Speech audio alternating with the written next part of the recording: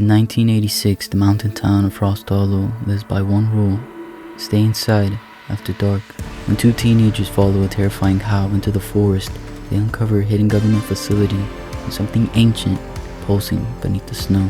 They escape, but the town doesn't, because whatever was buried out there didn't stay locked away. Frost Hollow, 1986.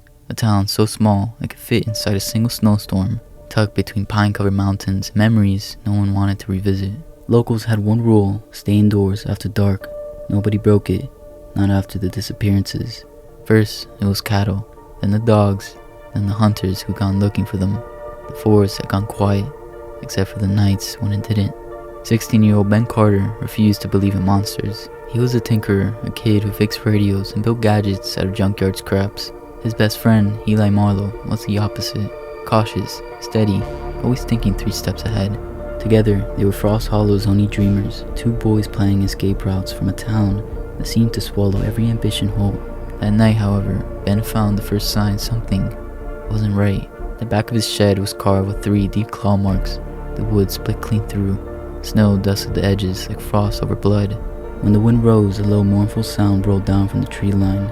A howl, long and layered, too deep to be a wolf's.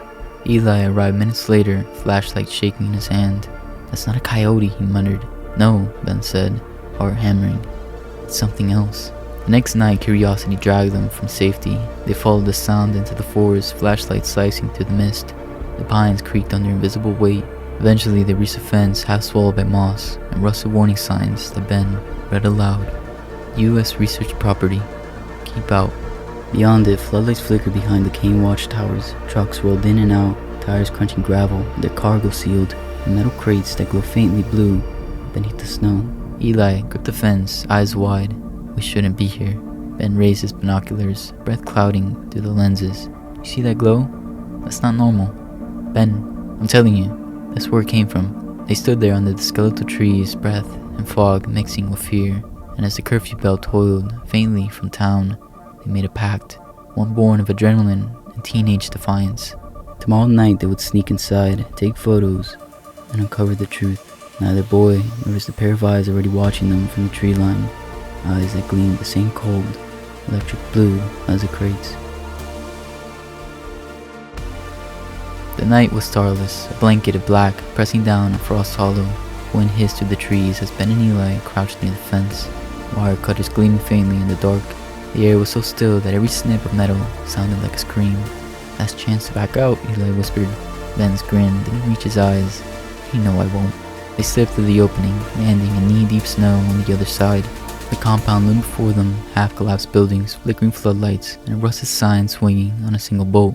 Frost Hollow Research Facility. But beneath the decay, a low hum vibrated through the ground. The place wasn't abandoned. It was asleep. They moved cautiously past broken crates and cables until they reached a steel hatch built into the ground. A keypad flickered weakly beside it. Ben crossed 2 wires from his multi-tool, and the hatch unlocked with a hiss of stale air. The service tunnel descended into silence. Fluorescent lights buzzed overhead, some flickering out entirely. The air smelled of metal and ammonia. At the end of the tunnel, they found a sign marked Division E, Paleobiotic Resurgence. Rows of glass tanks lined the walls, each filled with amber-colored fluid. Fossilized remains floated inside, claws, vertebrae, skulls too strange to belong to any known species. One tank held an entire skeleton, long limbs, sharp teeth, and a ribcage that curved like armor. The placard beneath it read, Specimen 1, Cryotherium. Eli's voice broke into a whisper. "It looks human." Ben pointed to a security monitor, still looping footage. The skeleton on screen was frozen in ice, then thawing under red lights. Its hand twitched, then it moved. Then, the glass shattered. "It's not new," Ben breathed. "It's ancient." They pressed deeper into the lab, past overturned tables and shattered glass. A workstation still flickered with handwritten notes. "Essence induces adaptive mutation. Effects unpredictable." Beside it lay a metal case of glowing vials, each pulsing with blue light, the same light from the trucks. Before they could speak, alarms shrieked to life. Red strobes painted the corridor in flashes of panic. "Run!" They grabbed the case and sprinted through a maintenance hall as metallic footsteps echoed behind them. Slow, deliberate, impossibly heavy. The vents exhaled bursts of freezing air, carrying the smell of something primal and wrong. They burst through an emergency door and tumbled into the snow. Behind them, something screamed, a sound that split metal, ice, and the night itself, as the thing from the tanks crawled free into the dark forest. The forest was alive with motion and sound, the snap of branches, the echo of breath, the frantic percussion of heartbeats pounding in time with the storm above. Wind howled through the pines as Ben and Eli tore downhill, snow crunching under their boots. The vials clinked inside Ben's backpack, the faint blue light leaking into the fabric like bottled ghosts. "Keep running," Ben shouted, though his voice broke into steam and panic. They burst from the tree line onto the old mountain highway, or what was left of it. Fallen pines sprawled across the asphalt like dead sentinels, their trunks slick with frost, no cars, no sound but the wind and the creak of ice. Then came another noise, heavy, wet, footsteps behind them, slow, confident, the kind of sound that didn't need to hurry. They dove into the nearest shelter they could find, an abandoned school bus half buried in moss, its metal shell warped by years of weather. The air inside was stale, filled with the scent of rust and old pine needles. They crouched low between the seats, listening. Through shattered windows, the forest swayed, and then they saw it, a silhouette moving between the trees, impossibly tall, limbs too long for human proportions. Its black scales shimmered with frost, catching moonlight and flashes of ice. Steam rose from his shoulders like breath from a furnace. "Thing from the tank," Eli whispered. "It followed us." Ben's hands trembled as he held his camera close. Its lens cracked from the fall. It's tracking the serum. The vials. The glow from Ben's backpack seemed to pulse brighter. Panic overtook reason. Eli grabbed the metal case and hurled it toward the door. It hit the floor hard, the vial shattering in a burst of blue light and hissing vapor. All but one. The final vial rolled under a seat, faintly humming. The creature's claws scraped along the bus's roof. Metal groaned. Frost crept across the windows, spreading in jagged veins. Their breath plumed in the freezing air. "We can't outrun it," Ben whispered. Eli's eyes flickered to the vial. He lunged for it, unscrewing the cap with shaking hands. "What are you doing?" "If it wants this," Eli said, voice raw, "then I'll make sure he doesn't get it." He drank. The liquid burned down his throat like fire and electricity, flooding his veins with light. "Nothing's happening," he managed to gasp. Then the windows exploded inward, shards of glass slicing through the air as the creature lunged, howling, into the bus. The bus shuddered under the impact. Metal screeched as the creature ripped the rear door, claws sparking against steel.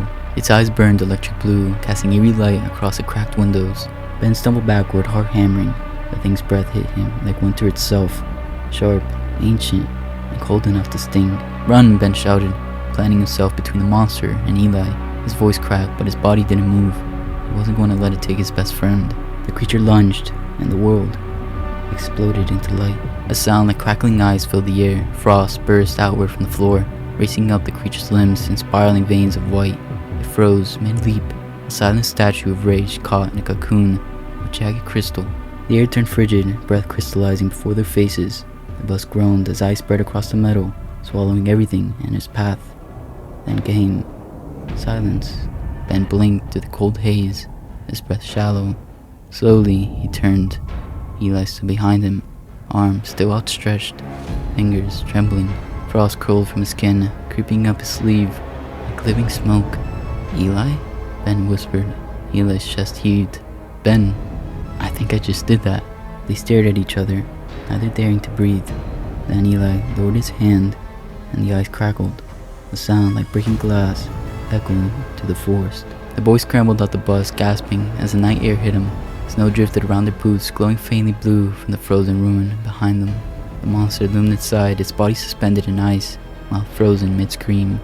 Its eyes were locked open, not in pain, but something like fear. Ben let out a shaky laugh, the sound cutting to the quiet. "You have powers," he said, voice half disbelief, half awe. Eli blinked, still shaking. "Dude," he said, a ghostly grin breaking through. "I have ice powers." They both laughed then, wild, terrified laughter that melted into the wind. But their laughter died as sirens echoed through the forest, sharp, mechanical, closing in. Facility search teams. They grabbed their bikes from where they hid in them and tore down the icy path toward Frost Hollow. Behind them, the bus stood silent, a creature frozen solid, and deep inside the ice, beneath its translucent prison, one eye flickered, alive and waiting. By sunrise, the mountains wore a thin veil of mist, the kind that swallowed sound and memory alike. Frost Hollow awoke to the echo of helicopters and the murmur of men in hazmat suits. The forest was sealed behind yellow tape and military trucks. Officials told the town it was a chemical spill. Nothing more. Cameras were banned, questions discouraged.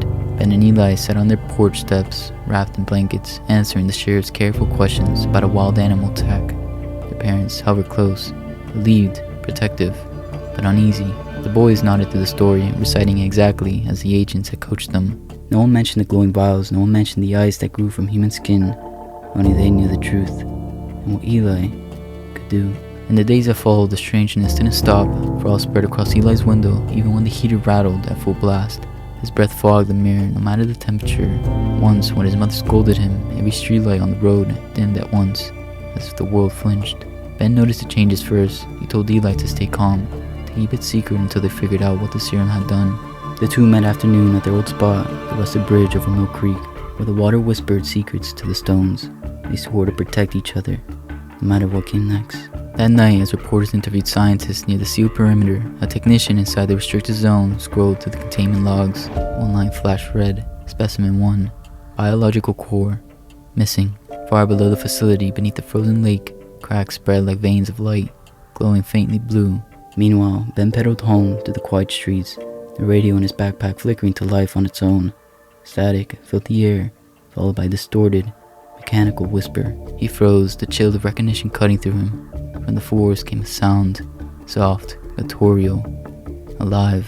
The people of Frost Hollow slept soundly that night, believing the nightmare was over. Beneath the ice, something stirred, awake once more.